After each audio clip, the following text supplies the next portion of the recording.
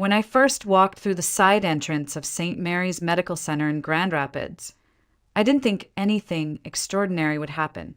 I was 23, freshly scrubbed in my intern scrubs, holding my orientation folder like a child clutches their lunchbox on the first day of school.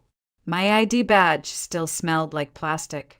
I had no idea that within that same building, behind a quiet hallway and a locked door, was a little boy who would alter the entire course of my life.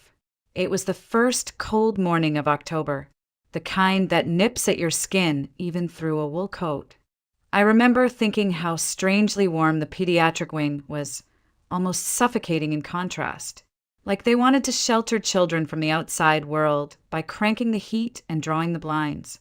But the warmth didn't hide the exhaustion on the nurses' faces, the kind that goes deeper than fatigue, the kind that lives in your bones.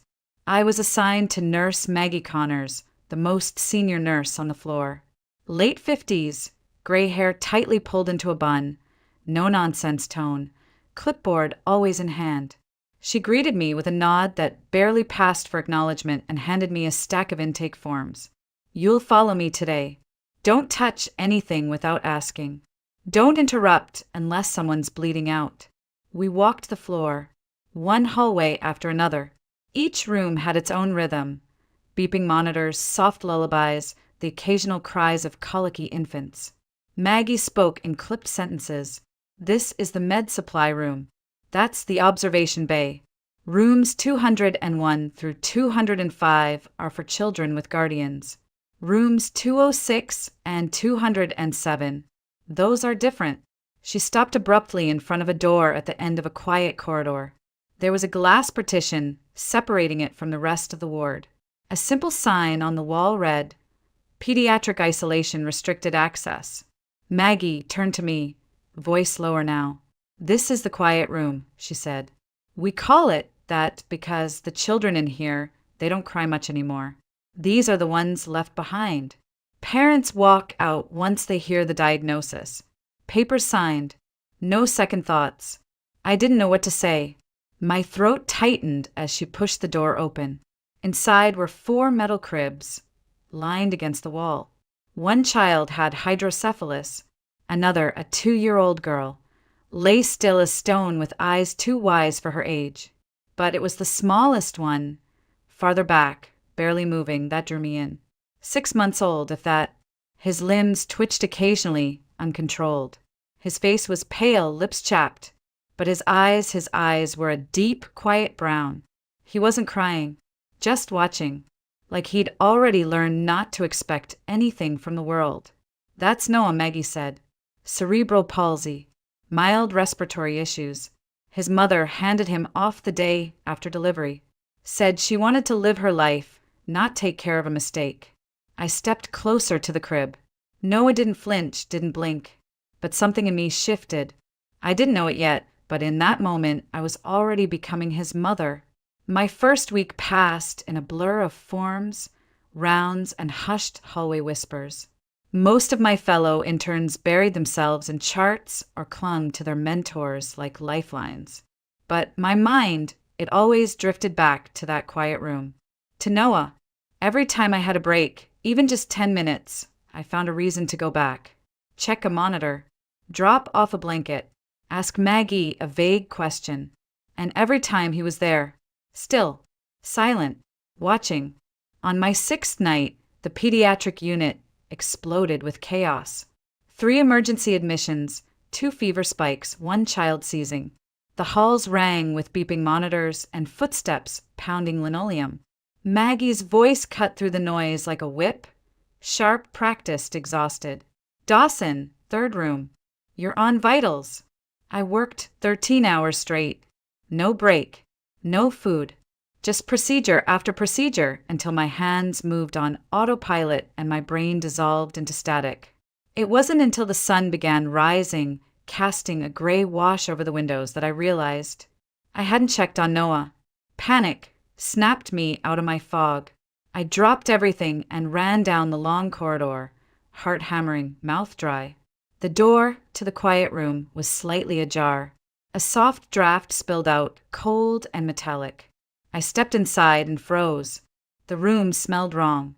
Not like baby formula or antiseptic, but stale diaper and something faintly sour. I looked at the whiteboard. Every crib had a feeding time chart beside it. Noah's last mark was at 7 p.m. It was now past 5 a.m. More than 10 hours. I blinked at the board again, trying to make sense of it.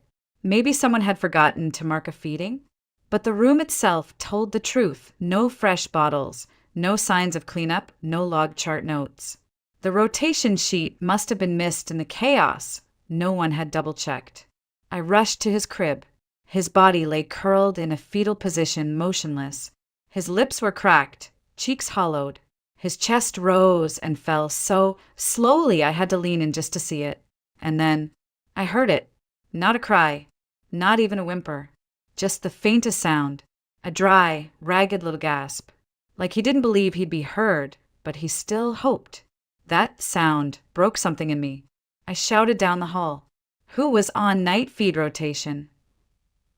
A sleepy-eyed nurse poked her head out of the staff room. It was Lila, the new girl. But with all the admissions, I think. Maggie said the priorities were ICU and fevers. Priorities. I looked back at Noah. He had become a non-priority. A child so forgotten. Even his hunger had learned to whisper. I gathered him into my arms. His head slumped weakly against my shoulder. He didn't resist. He didn't reach for me. He just existed. I'm here, I whispered, clutching him tighter. I'm so sorry. And then, without thinking about protocol or shifts or policy, I made a decision that would change everything. I stayed. I bathed him, fed him, cleaned the air around his crib, watched every rise and fall of his breath like it was sacred. And when the sun finally painted the walls in pale gold, I kissed his forehead and said, "You will never go hungry again. Not on my watch." That morning, when the rest of the hospital stirred awake and nurses switched shifts like nothing had happened, I was still there, sitting on the floor of the quiet room. Noah cradled in my arms. He had finally finished the bottle, half an ounce at a time, and drifted into a heavy sleep. One arm draped over my chest like he belonged there. And maybe he did. I stayed past my scheduled hours. No one questioned me. Maybe they thought I had been asked to help. Maybe they didn't care. Either way, I kept coming back. Every break, every free moment. I created a care schedule just for Noah. I adjusted his blankets, massaged his arms and legs to ease the muscle tightness. I warmed his bottles by hand when no one else bothered. The other interns thought I was overcompensating. Maggie warned me not to get too involved. But they hadn't held him. They hadn't seen the way his eyes flickered when I whispered his name, the way his tiny fingers curled instinctively around mine. One afternoon, I leaned over the crib to check his feeding tube, and he looked straight at me, really looked. Not that distant stare I'd seen on day one, but something clearer, something searching. That's when I said it. I promise, Noah, you will never feel invisible again. I didn't even know I was crying until I felt the tears drop onto the edge of his onesie. That same day, I skipped lunch and used the time to draw up his schedule.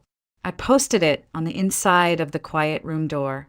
Feeding, diapering, stretching, skin-to-skin time.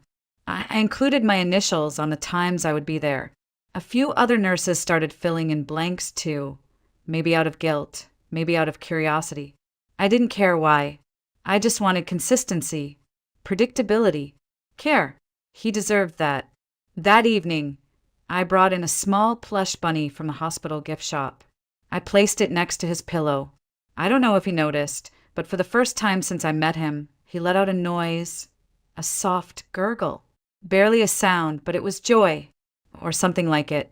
Then came the moment I feared most telling Jason. When I walked into our apartment that night, I still smelled like formula and antiseptic. He barely looked up from his laptop. "You're late," he said flatly.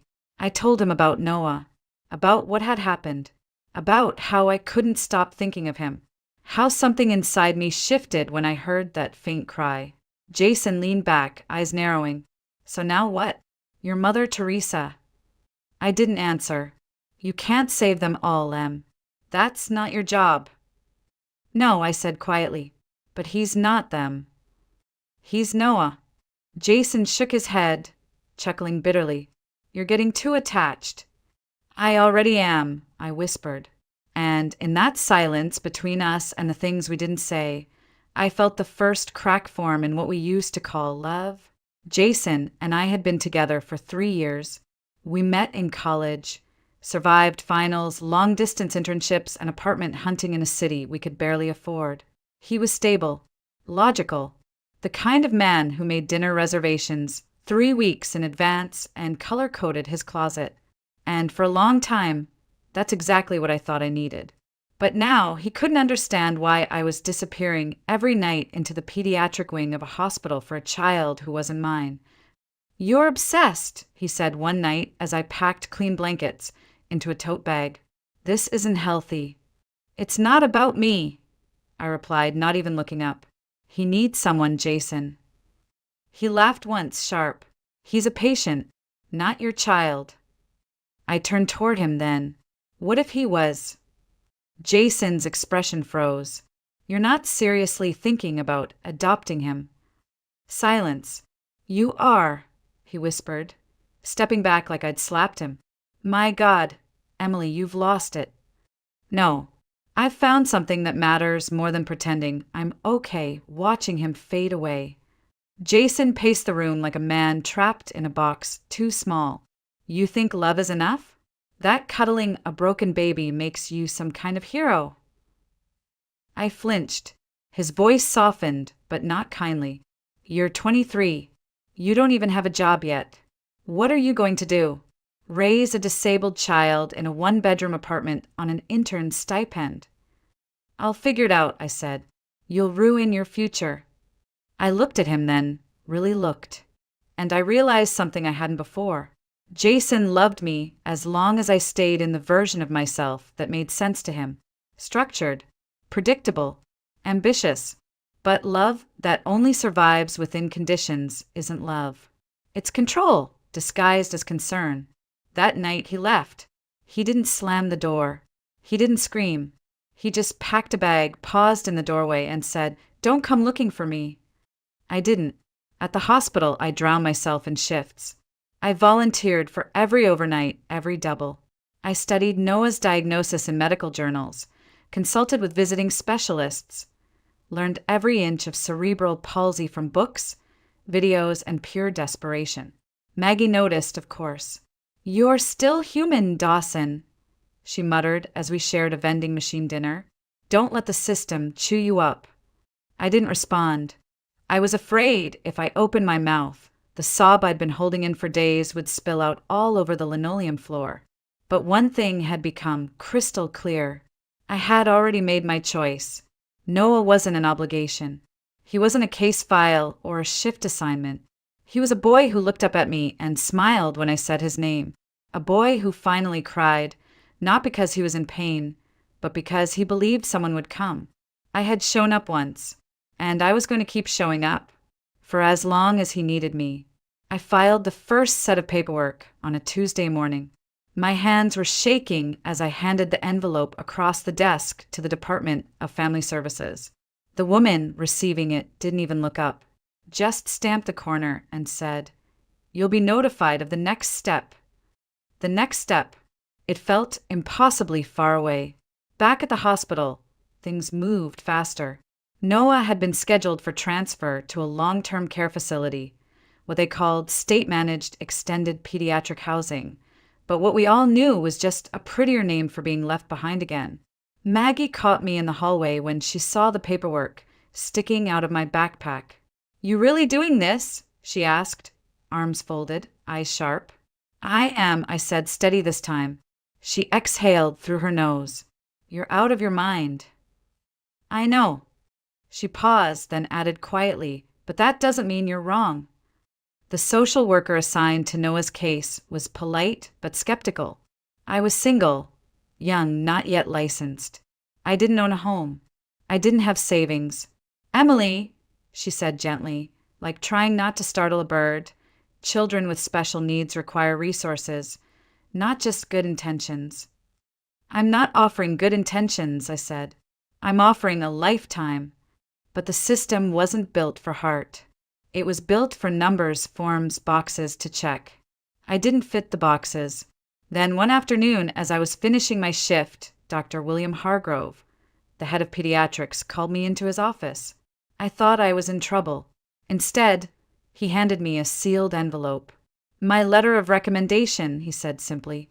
I spoke to the board myself. Told them, you're already this child's mother, paper or not. I cried in the elevator. Full-on, shoulder-shaking sobs. That same night, Jason called. I stared at his name, blinking on the screen, then answered. I heard, he said flatly. So you're really going through with this? I am. Silence. I hope you know what you're doing. I don't, I said honestly, but I know who I'm doing it for. He scoffed. You're throwing away everything we built. No, I said softly. You just never saw the foundation cracking. He didn't say goodbye, and I didn't cry this time. It felt like closing a book I'd already finished months ago. At the hospital, Noah began to change. His color improved. His neck muscles strengthened. He responded faster when I entered the room. Once, when I picked him up, he leaned his forehead against mine and exhaled this tiny, breathy sound that felt like a sigh of recognition, as if he was saying, you came back again. I whispered back, I'm not going anywhere. I was no longer a visitor in his world. I was his anchor. And even if the court hadn't approved me yet, even if the ink wasn't dry, even if the whole world said I wasn't ready, I already knew the truth. He was my son. The day the court granted me temporary custody of Noah, I left the building with shaking hands and a folded letter in my coat pocket like it was made of gold. It wasn't final. Not yet. But it was enough. Enough to bring him home. Enough to change everything. I moved out of the apartment Jason and I once shared and into a small one-bedroom on the east side of Grand Rapids. It wasn't much, linoleum floors, drafty windows, and a kitchen the size of a hospital closet, but it was ours. I cleared the living room of furniture and turned it into a therapy space. Yoga mats for stretching, blankets, books, toys that made sound and light up when touched. Every object in that apartment had a purpose. Every inch was designed around Noah. The crib was donated. The swing was secondhand. The mobile above his bed was handmade from ribbons and bells tied with trembling fingers at 2 a.m. Every morning began the same. Massage to loosen his limbs. Range of motion stretches. Gentle rocking. Skin-to-skin contact if his breathing allowed. We worked on holding his head, on following objects with his eyes. I sang to him even when my voice cracked, even when I forgot the words. At night, I read aloud from medical textbooks. I memorized milestones and setbacks. I emailed specialists, joined forums, watched parents on YouTube explain how to build sensory boards from cereal boxes and duct tape. I studied like my license depended on it, because it did. But more than that, his life did too. And then one Tuesday, the hospital called. They were referring me to a new pediatric rehab center. Hope Steps Therapy. It was across town, nearly an hour by bus with 2 transfers. But I didn't hesitate. I carried Noah on my chest in a wrap, diaper bag over one shoulder, portable oxygen tank on the other. We made that trip 3 times a week. Rain or sun, exhausted or not. That's where I met him. Dr. Daniel Reyes. He wasn't what I expected. Younger than most, barely 30, with sleeves rolled up and a smile that felt like light through a stained glass window. He greeted me like I was his colleague, not just the single mom with the sick baby. He knelt in front of Noah's stroller and said, "Hey there, champ. Ready to work?" Noah smiled. I'd never seen that smile before. Open, full, like something inside him had cracked open and let the world in. After the session, Daniel turned to me and said, "He's strong and responsive. You're doing more than most parents do in a lifetime." I didn't know what to say. No one had ever spoken to me like that. Not the social workers, not the other doctors, not even Jason. That night, While Noah slept curled against my chest, I stared at the ceiling and whispered, "We're not alone anymore." I didn't know where it would lead. I didn't know if I could even afford to hope. But something had shifted again, and this time I wasn't afraid of it. Daniel didn't just treat Noah's body. He spoke to him with respect, with patience, like Noah understood every word, which in his own way he did. Every week, Daniel introduced something new, a game, a sound experiment, a makeshift tool he built from foam and Velcro to help Noah learn to grip. But more than that, he brought energy, joy, a kind of hope I hadn't realized I'd been carrying alone for too long. He started coming by our apartment twice a week, saying it helped him tailor Noah's exercises to our environment. I didn't argue. I couldn't. Those visits became the highlight of our routine, not just for Noah, but for me. Daniel never looked at me like I was fragile or foolish. He didn't ask why I'd taken on something so hard. He just showed up. Every time. One evening, after Noah had fallen asleep on the couch, Daniel stayed later than usual. We sat on the floor, backs against the wall, surrounded by scattered toys and folded laundry. "You're doing something extraordinary," he said, eyes fixed on the ceiling. "You know that, right?" "I don't feel extraordinary," I admitted. "Most days, I feel like I'm just surviving." He smiled. "Sometimes that's enough." I turned to face him. "You treat him like he's normal." "He is normal," he said gently. "He just moves through the world differently." That sentence stayed with me. One night, I tried to pay him for all the extra sessions. I had scraped together a little from part-time shifts and freelance chart reviews. I handed him an envelope. He pushed it back. "I'm not doing this for money, Emily." "Then why?" "Because I believe in him, and I believe in you." I didn't know what to say, so I didn't say anything.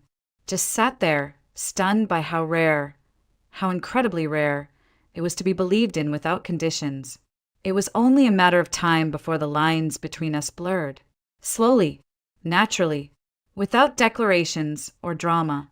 Just small gestures, shared glances, quiet laughter, his hand brushing mine as he passed me a toy. The first time he kissed me, it was almost shy, barely more than a question. But the way I answered him left no doubt. For the first time in what felt like years, I allowed myself to feel something for me. Not for Noah, not for survival, but for love. Real love. Of course, real love never comes without real consequences. When Daniel told his parents about me, about Noah, the reaction wasn't what either of us hoped for. "You're wasting your life," his mother had said. "You're choosing someone else's burden." "They're not a burden," he replied. "They're my family." I wasn't there for that conversation, but I felt the weight of it every time he came home with a heavier silence. So I made the hardest decision I'd made since walking into that hospital. I stepped back. I didn't tell Daniel face to face. I wrote a message. Short, careful, final. "I think we need space. I don't want to come between you and your family." Then I turned off my phone and sat on the kitchen floor with Noah in my arms, waiting for the ache in my chest to dull. It didn't. Not that night. Not the next. But I survived. I always had. The days returned to their rhythm. Therapy, feedings, appointments. I kept things moving. I told myself I had done the right thing. That protecting him, protecting us, was more important than chasing something that maybe was never ours to begin with. Then, one night, when the sky was pouring and Noah was finally asleep, someone knocked. I opened the door to find Daniel, soaked to the bone, chest heaving, eyes unreadable. "I'm not leaving," he said, stepping into the apartment without waiting for permission. "Not again. Not until you hear me out." I stood frozen. "My parents don't get a vote," he continued. "They come from a different world. One where tradition is everything and shame is louder than truth. But I'm not them. I'm not going to live my life hiding from what I want." He stepped closer, his voice low now. "I want you. And I want him." I wanted to argue, to list all the reasons it would be hard, messy, impossible, but I couldn't. Because the truth was I wanted him to. Not as a lifeline, not as a savior, but as someone who saw Noah the way I did and stayed anyway. I let him hold me. Let the rain soak through the open window. Let the fear drain out of me like water in a cracked basin. We got married in a tiny courthouse ceremony 2 months later. No white dress, no band, just a borrowed suit, a bouquet of daisies, and a toddler in a bow tie who insisted on trying to eat the rings. Noah walked down the aisle, 3 careful steps in his little walker, clutching the box like it was treasure. Everyone cried, even Maggie. She was the one who handed me a letter afterward, folded carefully in her palm. Inside was a drawing Noah had made during his last visit to the hospital, a stick figure with curly hair holding hands with a tiny blob labeled me. Daniel filed for official adoption papers that same week. The moment the judge banged the gavel and said, "Approved," he whispered. "I've been his father since the first time he smiled at me." Life didn't magically get easier, but it finally felt like it had a direction, a center.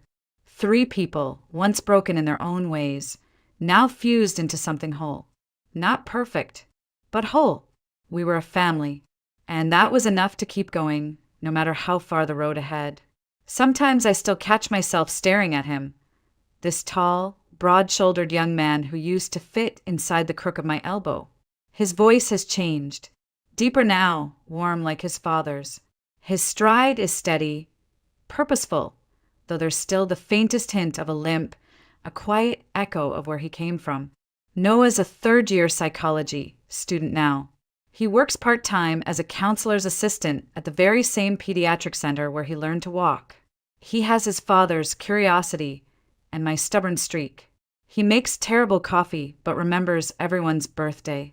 And when he laughs, it still lights up a room. One Sunday evening, we were setting the table for dinner when he cleared his throat and said, "Mom, there's something I need to tell you." He still calls me that, Mom, like it's the most natural thing in the world, like it's always been mine. I looked up from the plates. He was holding hands with a young woman, petite with short hair and bright, kind eyes. Her name was Nadia. She'd been volunteering at the therapy center for 2 years, working with nonverbal children. The way she looked at him made something in my chest go soft. "We're expecting," he said, voice trembling just enough to give him away. I froze. Nadia squeezed his hand. "You're going to be a grandmother." My knees nearly buckled. I sat down, covered my mouth, and laughed through the tears. Daniel clapped him on the back while pretending not to wipe his own eyes. "And there's more," Noah added. Nadia reached into her purse and pulled out a folded brochure. "We're starting a foundation," she said, "for children with cerebral palsy, for the ones who don't have voices yet, or someone to fight for them." Noah smiled. "We're naming it after your story. Quiet Love." The words didn't come easily. I wanted to say so much that I was proud, that I was overwhelmed, that I couldn't believe how far we'd come. But all I managed was a whisper. "Thank you." Later that night, after the dishes were cleared and they'd gone home, I sat in my office flipping through old files. And there he was, baby Noah, 6 months old, eyes too big for his face, curled up in a hospital crib with a feeding chart, untouched for 10 hours. I traced the photo with my finger, not out of sadness, but gratitude. He had given me everything, and somehow I had helped give him the world. One small choice, one night, one forgotten child in a quiet room, and now a legacy. I stood by the window, staring into the night. Somewhere across town, my son was holding the next generation in his hands, and I knew, no matter what came next, we had already done something that mattered. Our porch has become the heart of the home. Daniel built it the summer after Noah learned to walk unassisted. Wide planks, rocking chairs, soft lights strung overhead. It faces the garden where we planted apple trees the year we married. Now, every season they bloom with a quiet kind of pride. Tonight, the porch is full. Daniel is sitting with Halim and Farida, his parents, who finally accepted our family not because we changed, but because time softened what pride hardened. Nadia's laughing with Noah over something on his phone. She's carrying their child now, almost 5 months along. Her hand keeps resting over the bump, like a promise she's already keeping. I sit back and watch. The scene feels surreal, but real in every way that counts. Noah stands suddenly, grinning like he used to when he was little, and figure out something new. "We got the first major donor," he announces. "The foundation's going to open its first therapy scholarship next month." There are cheers, clapping, hugs. I don't say much. I just hold it all in, this moment, this life, and breathe. When the others drift inside for dessert, I stay behind. The night is cool. Stars scattered across a sky untouched by city light. I close my eyes and think back to a very different night. A hospital corridor, a silent room, a child no one remembered. And that sound, not even a cry really, just a dry, soft gasp. It still echoes in me. That moment wasn't just a turning point, it was the point. A single instant where love slipped in so quietly it didn't even need a name. It just settled in my bones and refused to leave. Sometimes I wonder what would have happened if I hadn't checked that room. If I'd been too tired, too jaded, too obedient to a system that told me which children were worth noticing. What if I'd walked by? But I didn't. I listened to the whisper the world ignored. And from that whisper grew a life, a family, a legacy. Daniel steps outside, 2 mugs of tea in his hands.